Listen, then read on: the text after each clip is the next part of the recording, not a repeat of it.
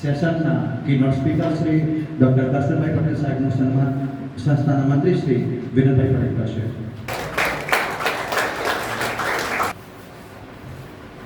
ભારત માતા કી જય. આજે શ્રી કૃષ્ણા આર્ટ્સ કોલેજ લાખણા ખાતે એનએસએસના સાપ્તાહિક કેમ્પમાં અંગદાન જનજાગૃતિ વ્યાખ્યાનમાળામાં ઉપસ્થિત મારા પરમ મિત્ર અને પત્રકાર લાખણી ભારત વિકાસ પરિષદના મંત્રી શ્રી ભરતભાઈ દવે, શાળાના પ્રિન્સિપાલ સાહેબ, કોલેજના પ્રિન્સિપાલ સાહેબ બોકાજી, મને જેમણે આમંત્રણ આપ્યું છે, અને મારા ખાસ પાડોશી ને સ્નેહી પ્રકાશભાઈ પ્રોફેસર,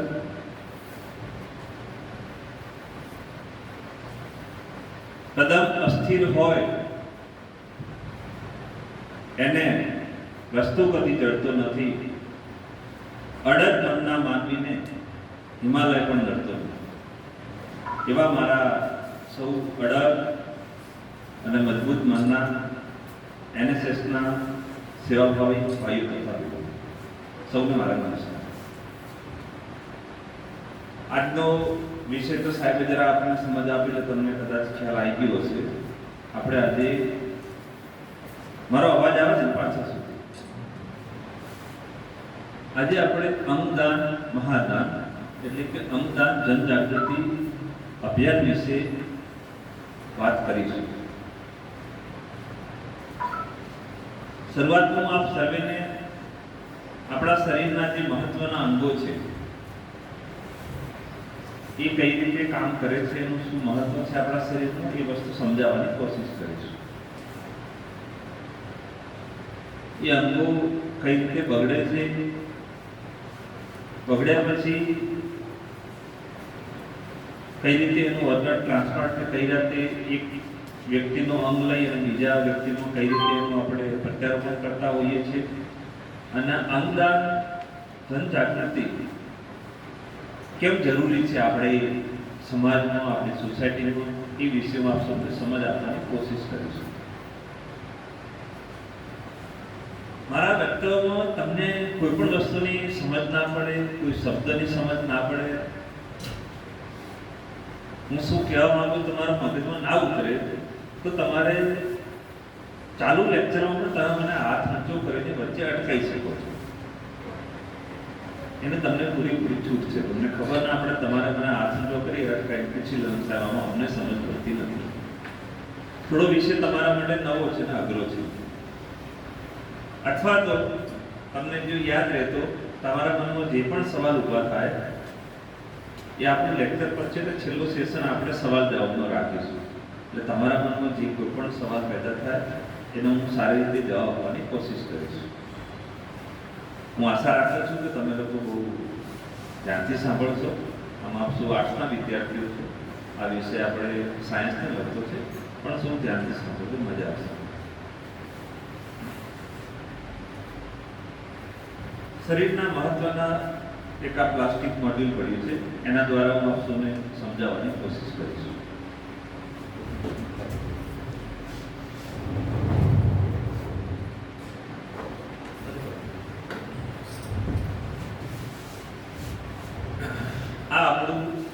શરીર હોય છે. એમાં અંગો તો ઘણા બધા હોય છે, પણ જે મહત્વના અંગો છે એના વિશે આપણે વાત કરીશું આજે. સૌથી ઉપર છે એ આ મગજ. ખોપડીની અંદર આપણી જે ખોપડી છે ને એની અંદર ભગવાને મગજ આપેલું છે. મગજના બે ભાગ હોય છે, નાનું મગજ અને મોટું મગજ. માથાના આગળના ભાગે છે એ મોટું મગજ હોય છે, પાછળના ભાગે છે એ નાનું મગજ. મગજનું આપણા શરીરમાં મેઇન કામ છે એ આપણા આખા શરીરનું સંચાલન કરવાનું છે. જેમ આપણી કોલેજ હોય કે શાળા હોય તો કેમ આચાર્ય સાહેબ પ્રિન્સિપાલ હોય તો એ બધાનું વર્ગમાં ડિવાઈડ કરે, પ્રોફેસરોને, ક્લાસ શિક્ષકોને, બીજું ત્રીજું શાળાનું સંચાલન કરે. અથવા તો આપણે ગાડી ચલાવતા હોઈએ તો ગાડીનો ડ્રાઈવર શું કરે? એ આખી ગાડીનું સંચાલન કરે. ગાડીની સ્પીડ વધારે, સ્પીડ ઘટાડી દે, લાઇટો ચાલુ કરે, હોર્ન વગાડે, બ્રેક મારી દે, ગાડી વાળી દે, ટૂંકમાં એનું સંચાલન કરે. એમ આપણું મગજ છે એ આપણા શરીરનું સંપૂર્ણપણે સંચાલન કરે છે. અત્યારે જે હું બોલી રહ્યો છું, હાથ હલાવી રહ્યો છું, તમારી સમક્ષ ઊભો છું કે તમે જે મને સાંભળી રહ્યા છો, જોઈ રહ્યા છો, એ બધું એનું પૂરેપૂરું સંચાલન છે એ મગજમાંથી થતું. ત્યાંથી બધા કમાન્ડ છૂટે એ પ્રમાણે આપણું શરીર કામ કરતું હોય છે. એના સિવાયના મહત્વના અંગો છે આપણી બંને આંખો છે. આંખો ભગવાને આપણને બે આપી છે. આંખોનું મુખ્ય કામ જોવાનું છે. એ વસ્તુને જોઈ શકે છે, પારખી શકે છે અને એનો મગજની અંદર સ્ટોર થતો હોય છે. બાકીનું બધું સંચાલન આંખોનું પણ મગજ દ્વારા થાય છે, પણ આંખોનું મેઇન કામ છે જોવાનું છે. એના પછીના મહત્વના અંગમાં આવે છે આપણી છાતીમાં.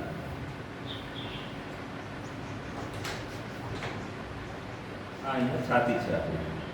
છાતીમાં મેઇન આ બે દેખાય છે, ફેફસા છે. અહીંયા આગળ હૃદય આવતું હોય છે. ફેફસા આપણને ભગવાને બે આપ્યા છે. એક જમણી બાજુ હોય છે, એક ડાબી બાજુ હોય છે. હાડકાની બનેલી પાંસળીઓની અંદર ફેફસા સચવાયેલા હોય છે. ફેફસાનું મુખ્ય કામ છે આપણે જે શ્વાસ લઈએ છીએ, વાતાવરણમાંથી, હવામાંથી જે આપણે શ્વાસ લઈએ છીએ એની અંદર 21% ઓક્સિજનનું પ્રમાણ હોય છે. કેટલા ટકા? 21%. એ આપણે જે શ્વાસ લઈએ એટલે કે જે આપણે ઓક્સિજન લઈએ છીએ એ શ્વાસ નળીમાંથી ઓક્સિજન વાળી હવા ફેફસાની અંદર જતી હોય છે. ઓક્સિજન વાળી એટલે કે શુદ્ધ હવા ફેફસાની અંદર જાય છે અને આપણા શરીરમાંથી લોહીનું સતત પરિભ્રમણ થતું હોય છે. એટલે કે અશુદ્ધ લોહી એટલે કે એની અંદર કાર્બન ડાયોક્સાઇડ હોય છે.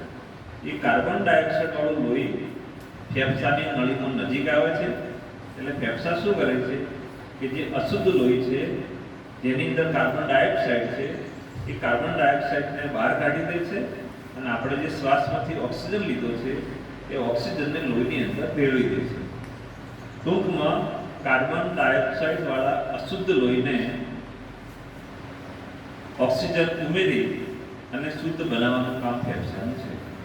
એટલે આપણે શ્વાસની અંદર ઓક્સિજન લઈએ છીએ અને બહાર કાઢીએ એટલે કાર્બન ડાયોક્સાઇડ બહાર કાઢીએ છીએ. આ ફેફસાનું મુખ્ય કામ છે અને ફેફસા આપણને ભગવાને બે આપેલા છે. એના પછીનું મહત્વનું અંગ છે આપણું હૃદય. હૃદય કઈ બાજુ હોય છે? ડાબી બાજુ. બધાને ખબર છે. જમણી બાજુ હોય પણ એ બહુ રેર હોય છે. કદાચ 1 લાખ, 2 લાખ કે 4 લાખ માણસો હોય. બાકી આપણી ડાબી બાજુમાં, છાતીના ડાબી બાજુના ભાગે હૃદય આવેલું હોય છે. આપણા હાથની જે મૂર્તિ છે, મૂર્તિ તમે આમ બંધ કરો અને આ જે સાઈડ થાય એટલી સાઈડનું લગભગ આપણા બધાનું દરેકનું હૃદય હોય છે. હૃદય ભગવાને આપણને એક જ આપેલું છે. હું તમને અંગોની સંખ્યા એટલા માટે કહું છું કે આપણે પાછળથી એ વિષયની ચર્ચા કરવાની છે. મગજ એક જ આપ્યું છે, એના ભાગ બે છે.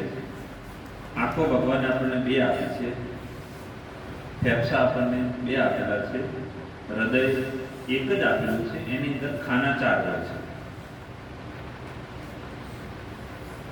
હૃદયનું મુખ્ય કામ શું છે? હૃદયનું મુખ્ય કામ છે એ લોહીનું પરિભ્રમણ એટલે કે પમ્પિંગ કરવાનું કામ છે. હૃદયનું મુખ્ય કામ છે પમ્પિંગ કરવાનું છે.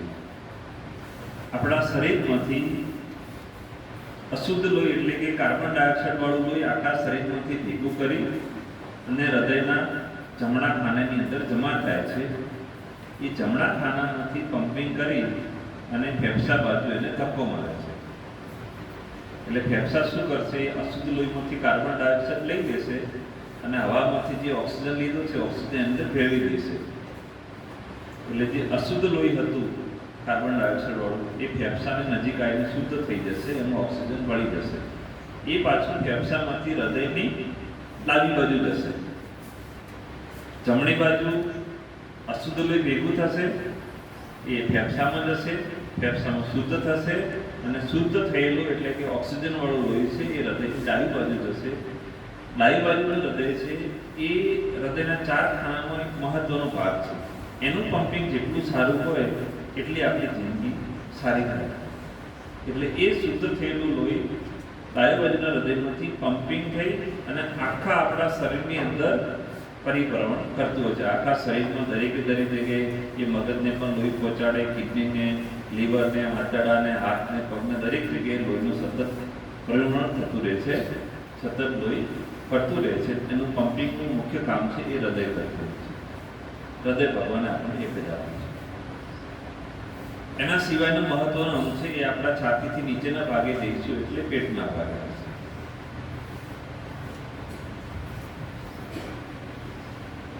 આ પાર્ટ નીકળી ગયો છે, આ પાર્ટ નીકળી ગયો છે, પણ અહીંયા આગળ આપણું લીવર હોય છે. આ સાઈડમાં જે દેખાય છે ને આ આપણું લીવર છે.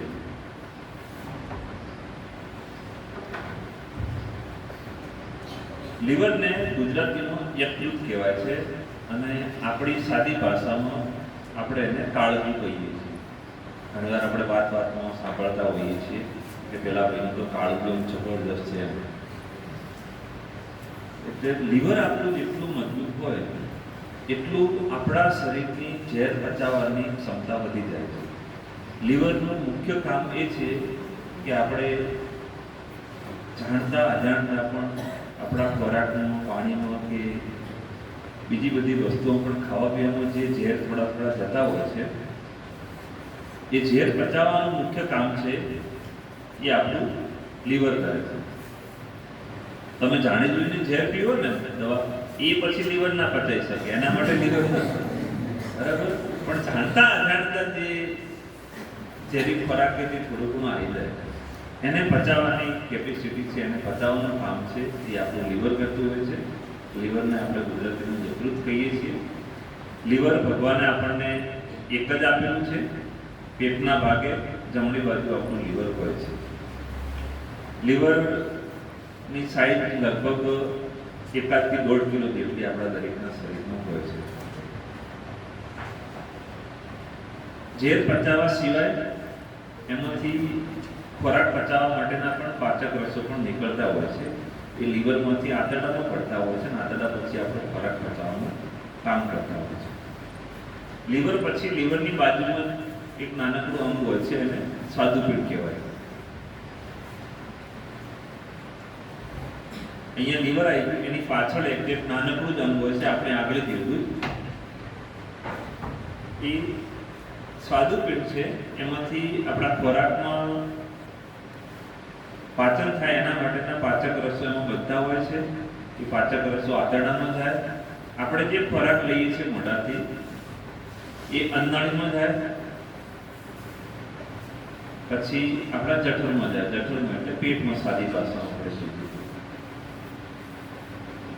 જઠરમાં એની વલોવાની પ્રક્રિયા થાય. વલોણું કેટલાય જોયું છે આપણે, એટલે સાદું કે ઇલેક્ટ્રિક જેવું. હા બસ. તો જે આપણે જેમ વલોતા હોય કે મિક્સરમાં બધું મિક્સ થઈ જાય, ઝીણું ઝીણું ખોરાક થઈ જાય, એમ આપણે ભલે કોળિયો ખાઈએ એ અંધાણીમાંથી ખાલી એને પાસ જ કરે, જઠરમાં એને વલોવાઈ જાય એટલે એકદમ ઝીણો થઈ જાય. એટલે જઠર છે એ માત્ર ખોરાકને ઝીણું કરવાનું કાર્ય કરે છે. એમાં થોડાક જ પાચક રસો પડે છે. એ જઠરમાંથી આગળ આંતરડામાં જશે એટલે સ્વાદુપિંડમાંથી, લીવરમાંથી અને થોડા ઘણા જઠરમાંથી એના પાચક રસો પડશે. એ પાચક રસો છે એ આંતરડાની અંદર આપણા ખોરાકનું સારી રીતે પાચન થાય એના માટેનું કાર્ય કરતા હોઈએ છીએ. એમાંથી ખોરાક પાચનથી પછી આપણને એમાંથી સુગર મળે, એમાંથી પ્રોટીન મળે, એમાંથી લોહી પણ બને, એમાંથી સોડિયમ મળે, પોટેશિયમ મળે. આપણે શરીરને જરૂર પૂરતી તમામ પ્રકારની જે તાકાતની આપણે જરૂર છે એ બધી જ વસ્તુનું ત્યાંથી નિર્માણ ધીમે નિર્માણ થતું હોય છે. એના પછીનું મહત્વનું અંગ છે આપણા આંતરડા.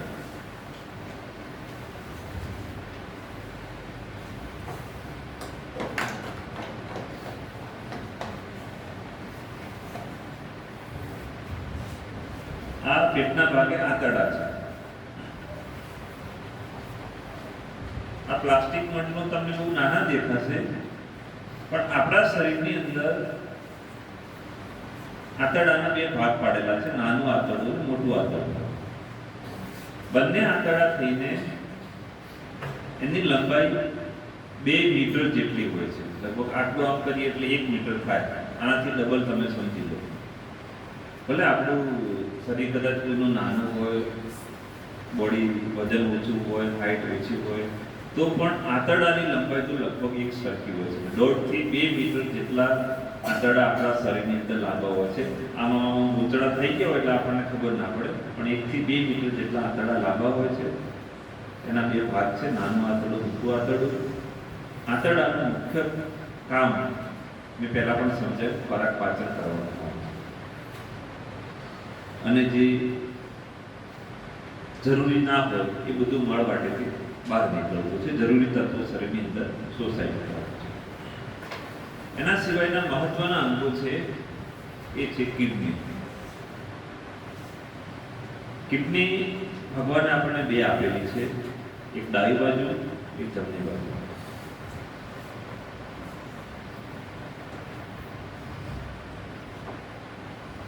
પેટના ભાગે આગળ આંતરડા હોય, એની પાછળ ઝીણા બે ટપકા દેખાય ને, પાછળની બાજુ બંને કિડની હોય છે.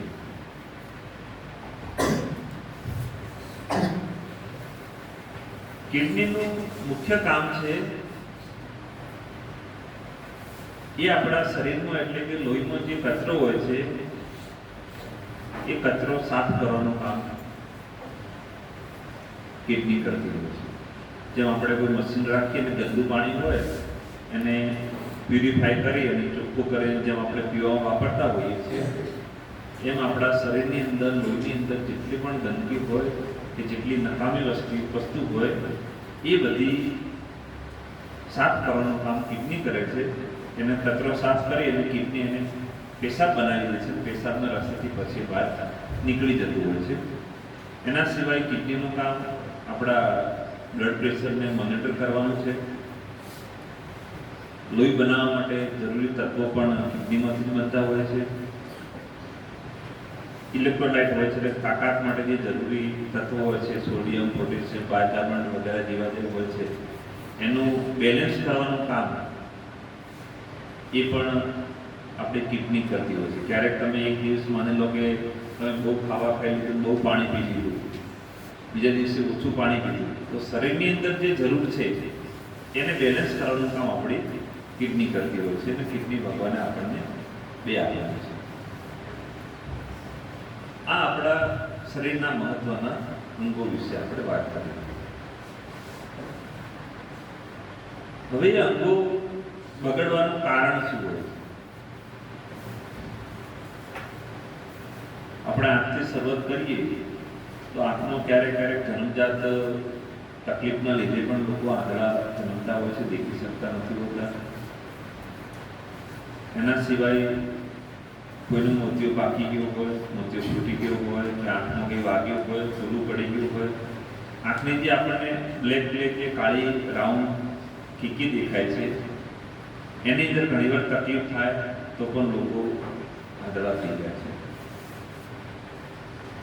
આપણા દેશમાં દર વર્ષે 1 લાખ કરતાં પણ વધારે લોકો આંધળા થાય છે. કેટલા? 1 લાખ. 1 લાખ કરતાં પણ વધારે. હવે એમના માટેની સારવાર તો ઘણી બધી ઉપલબ્ધ છે. નાના મોટા ઓપરેશન, દવા, ટીપા વગેરે, ચશ્મા વગેરે આપણે કરતા હોઈએ છીએ. પણ જેની કીકી સાવ ખરાબ થઈ ગઈ છે અને સંપૂર્ણ આંધળો થઈ ગયો છે, એના માટેની કોઈ સારવાર પદ્ધતિ આપણા જોડે નથી. સિવાય કે બીજું કોઈ વ્યક્તિ પોતાની આંખ એને દાનમાં આપી દે અને એની કીકી કાઢીને આપણે પેલા આંધળા માણસને લગાવી દઈએ તો એ માણસ દેખતો થઈ શકે.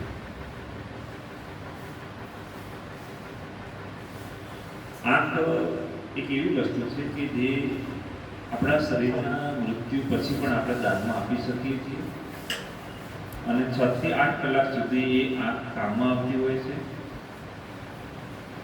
એટલે આંખોવાળો જે વિષય છે એ આપણા માટે, સૌના માટે બહુ સહેલામ સહેલો વિષય છે. એક પછી જોક્સ કરતો થયો, આપણને બહુ નથી આ મોબાઈલનો યુગ આવે એટલે વોટ્સઅપ ને ફેસબુક ને જોવાનું બહુ શોખ હોય છે, રીલ્સ જોવાનું હોય છે. એટલે કે તમારા મૃત્યુ પછી પણ તમારે જો વોટ્સઅપ ચેક કરવું છે તમારું, તો તમે આખો દાનમાં આપી દો. જેને રીલ્સ જોવી હોય, જેને ફેસબુક ચેક કરવું હોય, કે મારા મરી ગયા પછી મને કેટલા જણે ઓમ શાંતિનો મેસેજ લખ્યો, કેટલા જણે મારી પોસ્ટ બનાવી, કેટલા જણા રડ્યા છે. તમારે તમારું મૃત્યુ પછી પણ તમારું ફેસબુક કે વોટ્સઅપ જોવું છે તો તમારી આંખો તમે દાનમાં આપી દો. એટલે આંખોમાં એવું છે, લાખો લોકો આંધળા છે, એમને દેખતા કરવા માટેનો એક જ રસ્તો સારામાં સારો આપણા જોડે એ જ છે કે વધુમાં વધુ લોકો આંખનું દાન કરે. અને એ આપણે જીવતા જીવતા નથી આપવાની, આપણા મૃત્યુ પછી પણ આપણે આ દાનમાં આપી શકીએ છીએ. એ લોકોનો સ્ટોર રાખતા હોય છે અને જે કાળી કીકી જેટલો ભાગ છે એટલો ભાગ કાઢી અને સામેવાળાનું ઓપરેશન થતું હોય છે. અને એના ઓપરેશન આપણે ગુજરાતમાં બહુ સારી રીતે થાય છે. એના ઓપરેશનનો સક્સેસ રેશિયો પણ સારો છે, રિઝલ્ટ પણ સારા છે. આના સિવાયનો મહત્વનો અંગ છે આપણા ફેફસા. ફેફસા કઈ રીતે બગડતા હોય છે? એક તો વાતાવરણનું પ્રદૂષણ, બીજું આપણા વ્યસનો, બીડી, સિગરેટ, તમાકુ, ગુટખો, ડ્રગ્સ. એના સિવાયની ફેફસાની બીમારીઓ, કોઈને ટીબી થયો હોય, બરાબર સારવાર ના લીધી હોય, ન્યુમોનિયા થયો હોય કે સારવાર ના લીધી હોય, તો આવા ઘણા બધા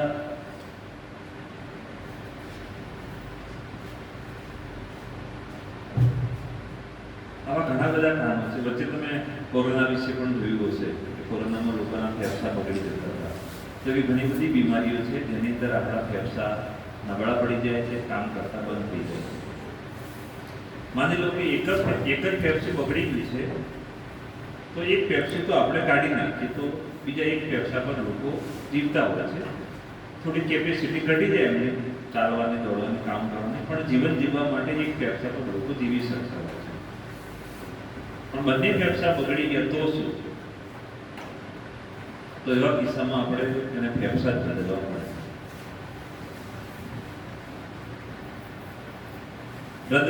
હૃદય બગડવાના મુખ્ય કારણ છે હાર્ટ એટેક.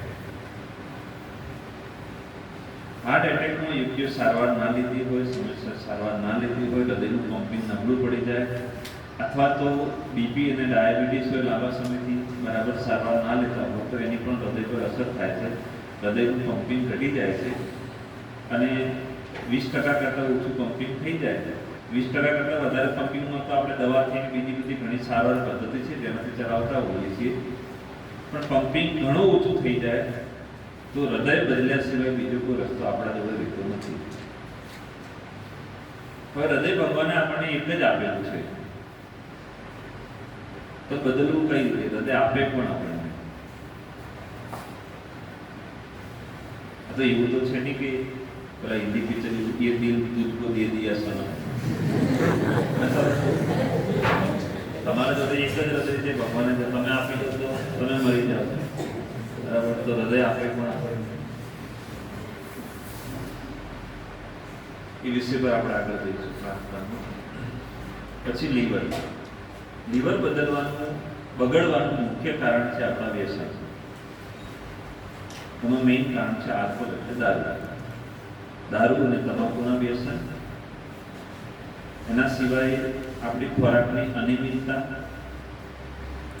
બહારનું એટલે કે ફાસ્ટ ફૂડ જેવા ખોરાકો, દોડધામવાળી જિંદગી, વધારે પડતા ખોટા ઉજાગરા વગેરે જેવા કારણથી આપણું લીવર ખરાબ થતું હોય છે.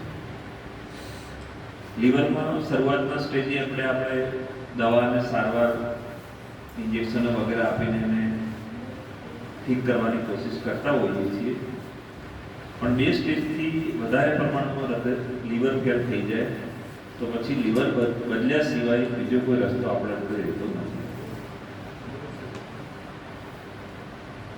લીવરમાં એક સારી વસ્તુ એ છે કે જે લોકોને લીવર આપણે બદલવાનું હોય છે એમાં સામેવાળા વ્યક્તિનું આખું લીવર આપણે લઈ લેતા નથી. 1.5-2 કિલોનો લીવર હોય છે, એમાંથી નાનકડો ટુકડો નાનકડો ટુકડો આપણે એ વ્યક્તિમાંથી લઈ અને જેનું લીવર ખરાબ થઈ ગયું છે એને આપણે લગાવતા હોઈએ છીએ. કુદરતી રીતે એવી પ્રક્રિયા છે કે એને રીજનરેશન પ્રોસેસ થાય છે, એટલે લીવરની ઓટોમેટિક કુદરતી રીતે સાઇઝ વધી જાય છે. આપણે ટુકડો લગાવીએ, એ ટુકડો પાછો 1.5-2 કિલો જેટલો મોટો થઈ અને સંપૂર્ણપણે જેમ પેલું લીવર આપ્યું હોય એટલી કામ કરવાની કેપેસિટી લીવરના ટુકડાની થઈ જતી હોય છે, જેથી કરીને આપણે જીવતા હોઈએ એ કન્ડિશનમાં પણ લીવરનું આપણે દાન કરી શકીએ છીએ. સ્વાદુપિંડમાં પણ એવું છે. સ્વાદુપિંડ આપણે કોઈનું આખું નથી લઈ લેતા, એનો નાનકડો ટુકડો જ લેવાનો હોય છે, એ ટુકડો આપણે લગાવીને સ્વાદુપિંડ પણ એ રીતે કામ કરતું હોય છે. મેઇન વસ્તુ જે છે કિડની છે. કિડની બગડવાના કારણોમાં મેઇન આપણો ખોરાક, ખરાબ પાણી અને વ્યસન, એના લીધે જ આપણી કિડની બગડતી હોય છે, અથવા તો બીપી અને ડાયાબિટીસની સારવાર બરાબર ના લેતા હોય તો.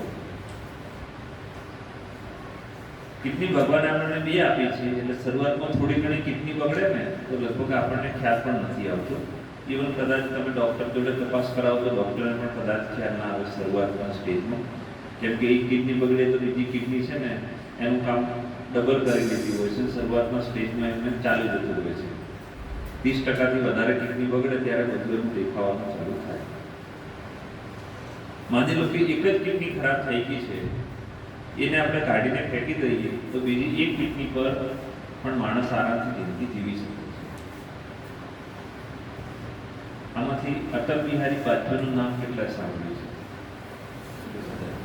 અટલ બિહારી વાજપેયીને જન્મજાત એક જ કિડની હતી, સિંગલ કિડની, એક જ કિડની સાથે એવું જન્મ્યા હતા. અને આપણા દેશના 2 કે 3 વડાપ્રધાન, 2 વાર વડાપ્રધાન બન્યા, એમને ભારત રત્ન મળીને બહુ સારી જિંદગી જીવ્યા હતા. એટલે એક કિડની સાથે પણ આપણે 70, 75, 80 વર્ષ સુધી સારી રીતે જિંદગી જીવી શકીએ છીએ.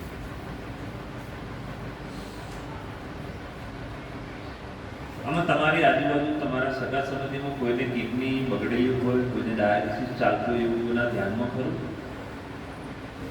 આપણે નજીકમાં થરાદમાં પણ ડાયાલિસિસ સેન્ટર ખાસા બધા છે, ડીસા અને પાલનપુરમાં છે. આપણા વિસ્તારમાં સૌથી વધારે કેસ છે એ કિડની બગડવાના છે. હા, ડાયનાપાર્ટની દુખાવા જેવી વધારે પડતી દવા લેવાથી પણ કિડની બગડતી હોય છે. પથરી હોય ને પથરીની યોગ્ય સમયે સારવાર ના કરીએ તો પણ કિડની બગડતી હોય છે. કિડની 2 આપેલી છે. માની લો કોઈની કિડની બગડી ગઈ છે, એને ટ્રાન્સપ્લાન્ટ કરવાનું છે, તો એના નજીકના સગા સંબંધીમાંથી કોઈ માણસ એક કિડની એ માણસને આપી દે તો એ પીડિત વ્યક્તિની જિંદગી પણ સુધરી જાય છે. જે વ્યક્તિ એક કિડનીનું દાન કરી દે છે એ વ્યક્તિ પણ એક કિડની સાથે આરામથી સારી રીતે જિંદગી જીવી શકે છે. એટલે કિડનીમાં સારી વસ્તુ એ છે કે આપણે 2 કિડની છે તો એક આપણે દાનમાં આપી શકીએ છીએ. હવે આપણે સમજીશું કે અંગદાન, દેહદાન અને રક્તદાન આ વચ્ચે ફરક શું છે. તમારા મગજમાં એકદમ વાત ક્લિયર થાય. રક્તદાન એટલે લોહીનું દાન, જે આપણે બ્લડ ડોનેશન કેમ્પ ઘણીવાર કરતા હોય છે, NSS પણ એમાં ઘણીવાર જોડાતું હોય છે. આપણા શરીરમાં 5 થી 5.5 લીટર જેટલું લોહી હોય છે, રક્તદાન કરતી વખતે એમાંથી 350 ml જેટલું આપણે લોહી લઈએ છીએ એને રક્તદાન કહેવાય. બરાબર? બધાના માઇન્ડમાં ક્લિયર થઈ ગયું? 5 થી 5.5 લીટર લોહી આપણા શરીરમાં હોય છે, એમાંથી 350 ml લોહી જ આપણે લઈએ છીએ. આ વાત થઈ રક્તદાન. આપણો આજનો વિષય છે અંગદાન છે. પણ અંગદાન વિષય જોડે ઘણા લોકોને દેહદાન વચ્ચે કન્ફ્યુઝન થાય છે કે અંગદાન ને દેહદાન બે એક જ છે કે અલગ અલગ છે. દેહદાન એ શું છે? ઘણીવાર લોકો પ્રતિજ્ઞા લેતા હોય છે અને લખાવતા હોય છે કે મારું જ્યારે કુદરતી રીતે કે ગમે તે કારણસર મોત થઈ જાય તો એ મારા પાર્થિવ શરીરને અગ્નિ સંસ્કાર કે કોઈ પણ પ્રકારની વિધિ કર્યા વગર નજીકની સરકારી મેડિકલ કોલેજમાં એનો દેહ દાન કરી દેવાનો.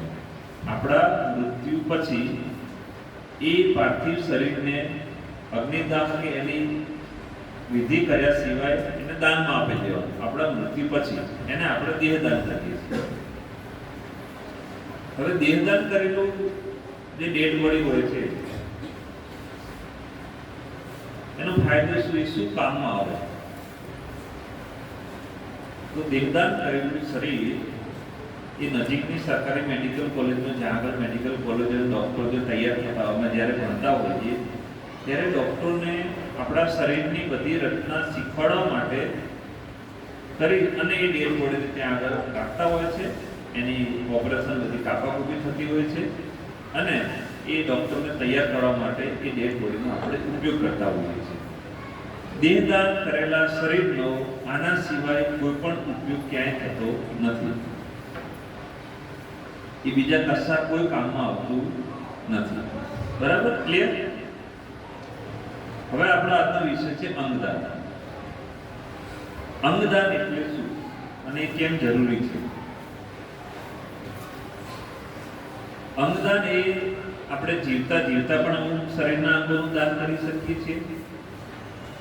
આપણા મૃત્યુ પહેલા જ માની લો કે કોઈ કોમામાં જતો રહે કે બ્રેન ડેડ કન્ડિશનમાં જતો રહે, અમુક અંગોનું આપણે એ વખતે દાન કરી શકીએ છીએ. અમુક અંગોનું આપણા મૃત્યુના અમુક કલાક સુધી આપણે દાન કરી શકીએ છીએ. એટલે કે આપણા શરીરના અંગોનું બીજા કોઈ પીડિત વ્યક્તિમાં આપણું અંગ લઈ અને એ વ્યક્તિમાં આપણે પ્રત્યારોપણ કરીએ, એટલે કે ફિટ કરી દઈએ. એ વ્યક્તિ એ જે બીમારીના લીધે પીડાતો હોય એની પીડા દૂર થાય. આ વસ્તુને જન્મદાન કહેવાય છે. બરાબર? કેમ જરૂરી છે? તો આપણા દેશમાં લાખો લોકો કિડની ફેલ, લીવર ફેલ, હજારો લોકોના હૃદય નબળા પડી ગયા છે, લાખો લોકો આંધળા છે. એ લોકો વર્ષોથી કોઈને ડાયાલિસિસ ચાલતો હોય, કોઈને સારવાર ચાલતી હોય, કોઈ પંપ ઉપર હોય અને પોતાની દુઃખી જિંદગી જીવી રહ્યા હોય છે. એ લોકો પણ આપણા બધા ભાઈઓ છે, આપણા દેશના નાગરિક છે ને આપણા સૌના ભાઈઓ છે. તો એના માટે આપણે શું કરી શકીએ? એના માટે આપણે સમાજમાં જાગૃતતા ફેલાવવાની જરૂર છે.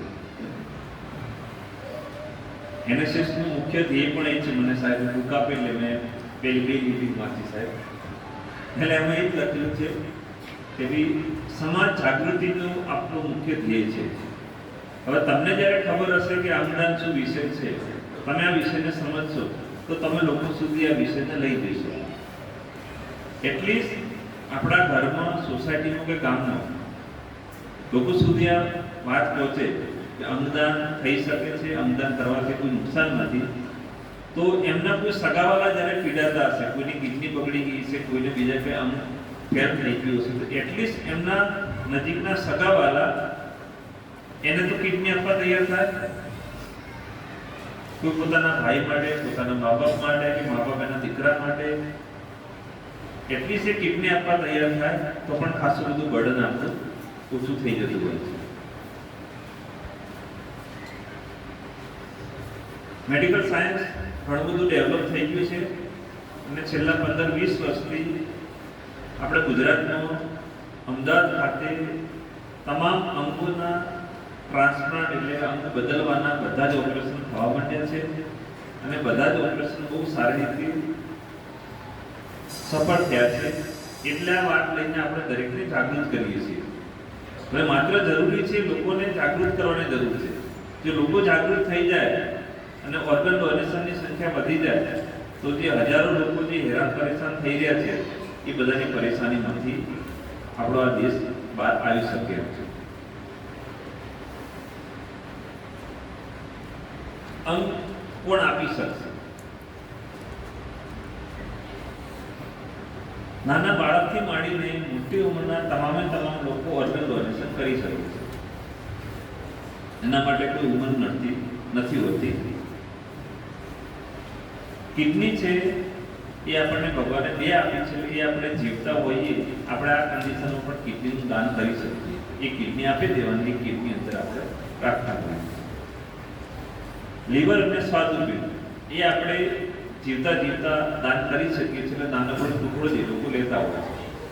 એટલે 3 અંગ એવા છે આપણા: કિડની, લીવર અને સ્વાદુપિંડ. એ આપણે જીવતા હોઈએ એ ટાઈમ પણ કોઈને આપી શકીએ છીએ. ચામડી અને આંખ એ બી વસ્તુ આપણું મૃત્યુ થઈ જાય એના 6 કલાક સુધી આપણે દાનમાં આપી શકીએ છીએ. એને નોંધણી આપણે કરાવી દેવાની હોય. આપણું મોત થાય પછી એ લોકો આંખવાળા આંખને ચામડી લઈ જતા હોય છે.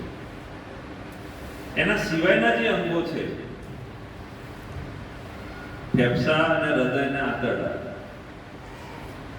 એ આપણે જીવતા હોઈએ ત્યારે પણ નથી આપી શકતા અને આપણા મૃત્યુ પછી નકામા થઈ જાય એટલે આપી શકતા નથી.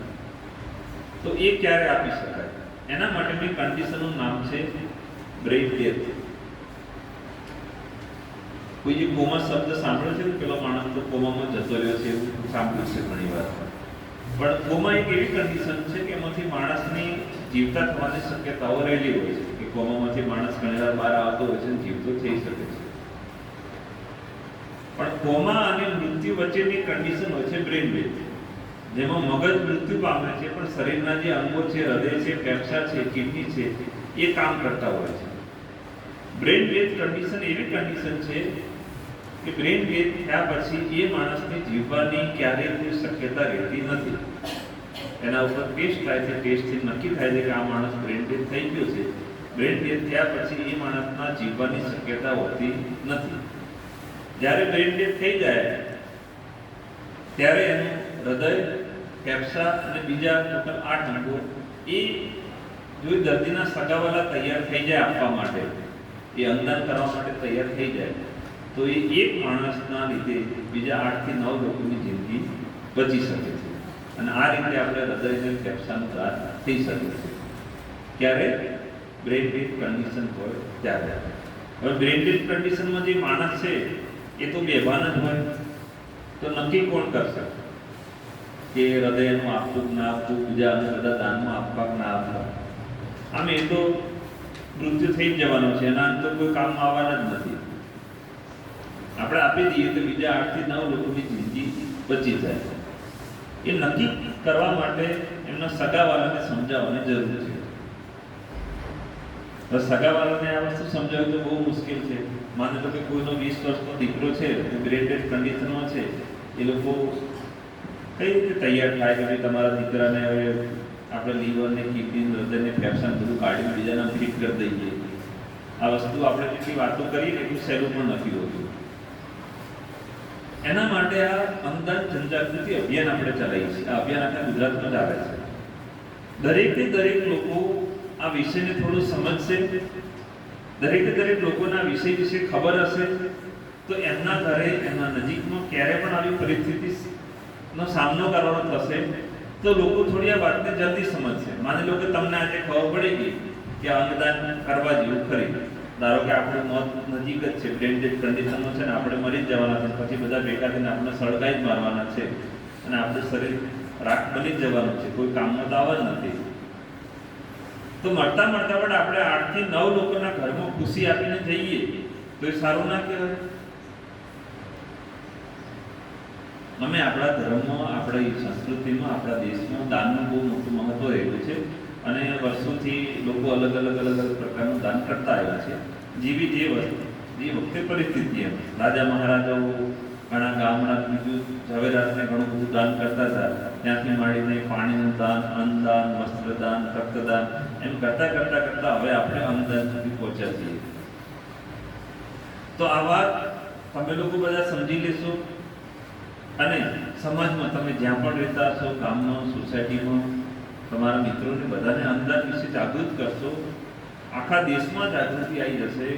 તો હું માનું છું કે આપણા દેશમાં જે આપણા બંધુઓ પીડાઈ રહ્યા છે, અસહ્ય બીમારીથી હેરાન થઈ રહ્યા છે, જેમને અઠવાડિયાના 2 ડાયાલિસિસ કરાવવા પડે છે, જે લોકોની જિંદગી તમે જ્યારે જુઓ તમને લાગે ખરેખર આના કરતાં ના જીવવું સારું, એ બધા હાલતના લોકો જીવતા હોય છે. એમને નવું જીવન આપવાનું એક સરસ સેવા કાર્ય અંગદાનના માધ્યમથી આપણે કરી શકીએ છીએ.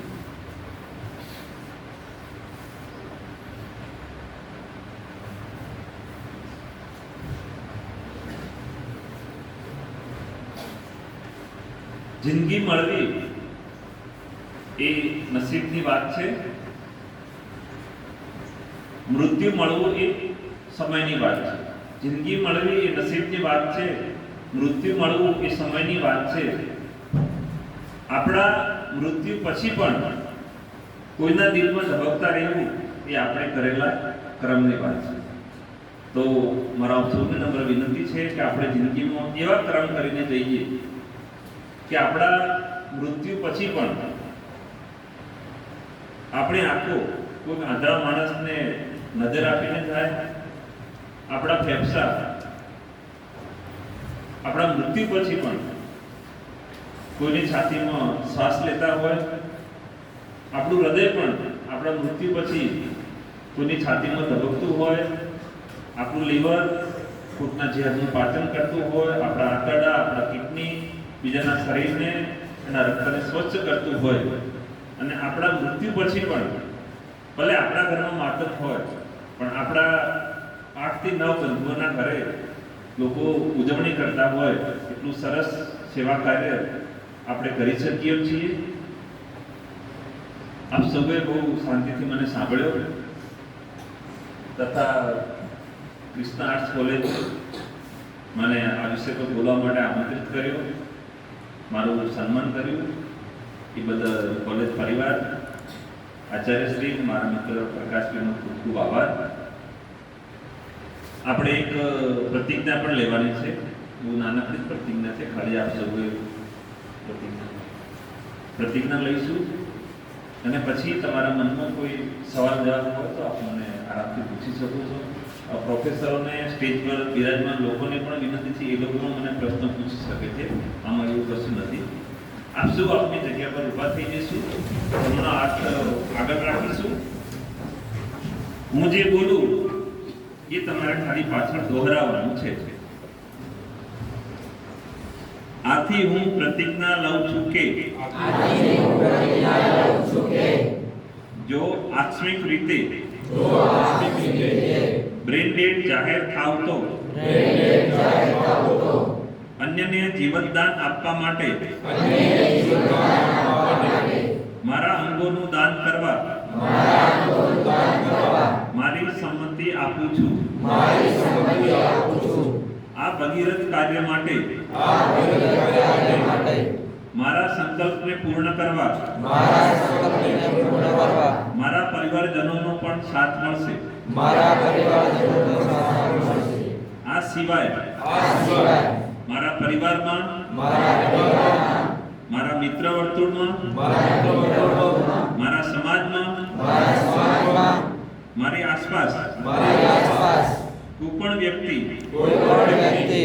આકસ્મિક રીતે બ્રેન ડેડ જાહેર થશે તો તેમના અંગોનું દાન કરવા તેમના પરિવારજનોને હું સમજાવીશ અંગદાન એ જીવનદાન. Thank you. આપ સૌ આપનું સ્થાન ગ્રહણ કરો.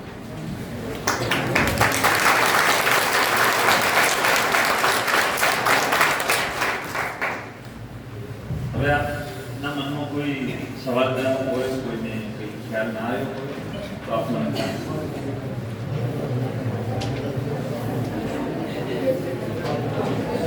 જો તમે સવાલ તમે અંદરોઅંદર પૂછપૂછ ના કરો, એના માટે જે બહુ સ્પષ્ટતા કરી છે કે તમે અંદરોઅંદર કન્ફ્યુઝન ના કરો, તમે મને જ સવાલ પૂછો. જો તમે કોઈ મને સવાલ નહીં પૂછો તો મને એવું લાગશે કે તમે આમાં બહુ ધ્યાનથી સાંભળ્યું જ નથી મને.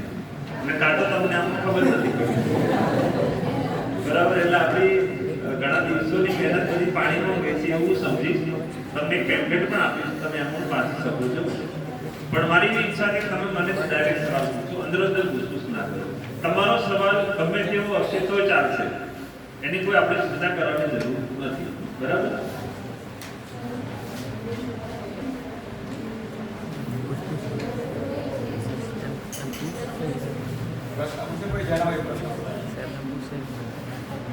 બહેનો માટે એવું છે કે જો કોઈના વાળ બહુ સારા હોય તો તમે વાળનું ધ્યાન રાખો. તમને કદાચ ખ્યાલ નહીં કે આપણા વાળનું પણ દાન થઈ શકે. મને ખબર છે આપણને વાળનું પણ દાન થઈ શકે છે. કેમ ને કઈ રીતે થાય?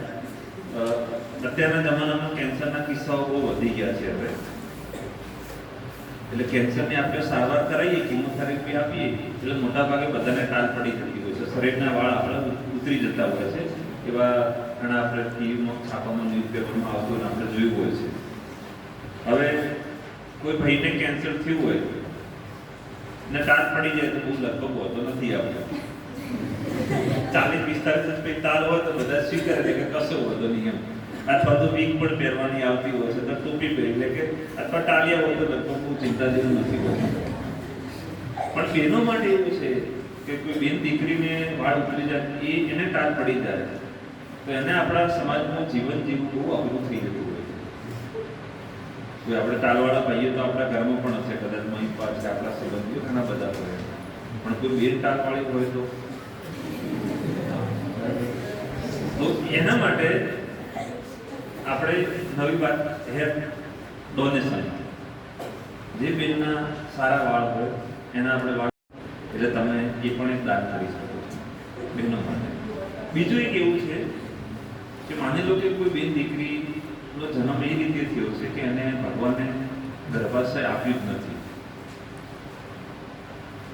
ભગવાને જન્મજાત ગર્ભાશય આપ્યું જ ના હોય તો એ બેન દીકરી છે એ ભવિષ્યમાં ક્યારે પણ માતા બની શકે નહીં. એને બાળક રહી ના શકે નહીં, માતા બની શકે નહીં.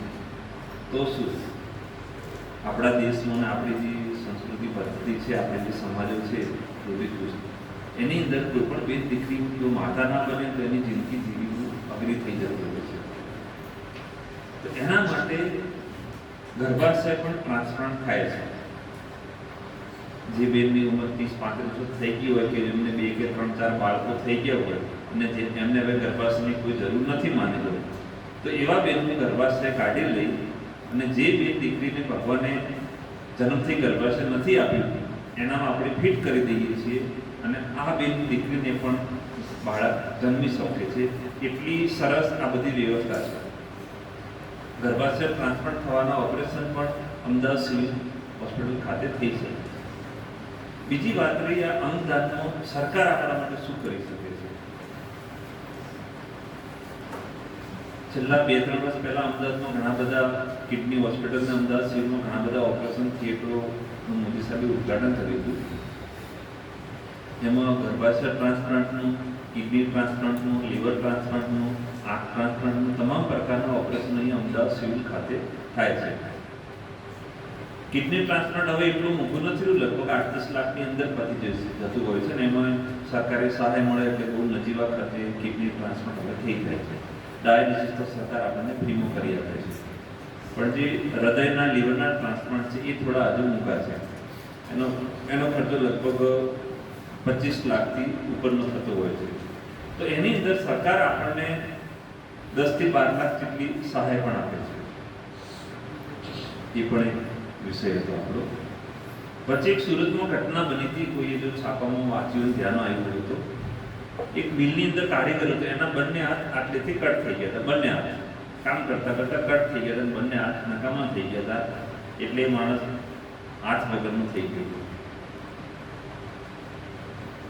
તમારે કદાચ સમજવું હોય તો પોતાની જાતને વિચારી દો ક્યારે કે હું આગળ હોઉં તો મારી કિડની ફેલ થઈ ગઈ હોય તો, કે મારા મને હાથ હોય જ નહીં તો શું થાય? એ હાથ વગરના માણસને, એક બ્રેન ડેડ થયેલા માણસના બંને હાથ આપણે ફિટ કરી દીધેલા 6 મહિનાની અંદર એનો ફોટો આવ્યો હતો સોશિયલ મીડિયામાં. એ માણસ આમ બુક પકડી અને હાથ જોડતો થઈ ગયો હતો. ટૂંકમાં એ એની ઘરના જે નાના નાના કામ છે, નાવું ધોવું છે, કપડાં પહેરવા છે, કંઈક લખવું છે, નાનો ધંધો રોજગાર કરે છે, માત્ર હિસાબ રાખવો છે, એટલા કામ કરવા માટે ફરીથી પાછો એ સક્ષમ થઈ ગયો હતો. એટલે અંગદાન છે એ આટલો બહુ જબરદસ્ત સારો વિષય છે કે જે આંધળા માણસને દેખતો કરે છે અને હાથ વગરના માણસને આપણે હાથ પણ આપી શકીએ છીએ. એ પૂરેપૂરી ક્ષમતા ના હોય એની કેપેસિટી, પણ ટૂંકમાં એના જે રૂટીન કાર્યો હોય એ બધા એ માણસ કરી શકતો હોય છે. કોઈ સવાલ હવે?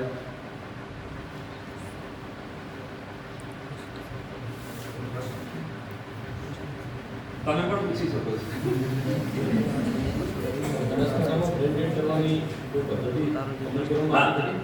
ભરતભાઈનો સારો સવાલ છે. બ્રેન ડેથ ડિક્લેર કરવાનું નજીકમાં આપણું સેન્ટર કયા નહીં, કેમ કે આપણે વાતો કરીએ એટલે સહેલો વિષય પણ નથી. બ્રેન ડેથ ડિક્લેર કરવાનું આમ તો કોઈ પણ physician doctor, anaesthetic doctor, neurosurgeon doctor પણ કરી શકતા હોય છે. પણ આજે મેં અંગદાનની વાત કરી, એ અંગદાનને મોનિટર કરવાની આખી એક સંસ્થા છે. નેશનલ લેવલે નોટો નામની સંસ્થા છે, ગુજરાત લેવલે સોટો નામની સંસ્થા છે. એ આનું બધું મેનેજમેન્ટ કરતું હોય, જેથી કરી ક્યાંય કંઈક ખોટું ના થાય. એનું આપણે રજિસ્ટ્રેશન લેવું પડતું હોય છે હોસ્પિટલ પાસે. જે હોસ્પિટલને એમાં રજિસ્ટર હોય એમને ત્યાંથી જ બ્રેન ડેથ ડિક્લેર થયા પછી એ લોકો લઈ જતા હોય છે. બનાસકાંઠામાં હજુ મારા ધ્યાન મુજબ કોઈ પણ હોસ્પિટલ રજિસ્ટર થઈ નથી. એટલે નજીકમાં આપણે બધા અમદાવાદથી મોટાભાગનું કામકાજ થતું હોય છે. અંગદાનની આપણે લાખણીમાં એક ઘટના બની ગઈ છે. એક મજૂર હતો, એમને હરજીભાઈ એમણે અંગદાન કરેલું છે.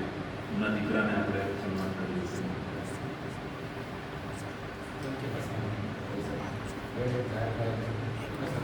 બ્રેન ડેથ જાહેર થયા પછી કેટલા સમયમાં આપણે અંગ આપી શકીએ? એમાં નિયમ એવો છે કે એકવાર બ્રેન ડેથ જાહેર થઈ જાય અને દર્દીના સગા સંબંધી આપી દે તો જેટલું જલ્દી બને શક્ય એટલું આપણે જલ્દી ઓર્ગન લઈ લેતા હોય છે. કેમ કે આપણે જે અંગ લેવાના છે ને એ ધીમે ધીમે ખરાબ થઈ જાય તો પાછા સામેવાળા વ્યક્તિને કામમાં ના આવે. એટલે જલ્દી લઈએ છીએ. તેમ છતાં 24 કલાકની અંદર આપણે એ અંગો લઈને બીજામાં ટ્રાન્સપ્લાન્ટ કરી દેતા હોઈએ છીએ. જે લોકો સામે અંગ ચોંટાડવાના હોય એ સર્જનની ટીમ જ અંગ લેવા આવતી હોય છે. એ લોકો જ અંગ કાઢી અને સામે એ લોકો, એટલે બંને ઓપરેશન એક જ ટીમ કરતી હોય છે. પણ જેમ બને તેમ જલ્દી 8 થી 24 કલાકની અંદર આપણે ઓર્ગન લઈ લેતા હોય. અને બધાને બધી સમજ પડી ગઈ? મને ખૂબ નવાઈ લાગે છે. બીજી વાર કાર્યક્રમ કરવાનો. અચ્છા, બરાબર. આપ સૌનો ખૂબ ખૂબ આભાર. ફરીથી મને બહુ બધાએ શાંતિથી સાંભળ્યો. તું ફરિયાદ ન કર, ઊભું જ છે તો હિંમત કર.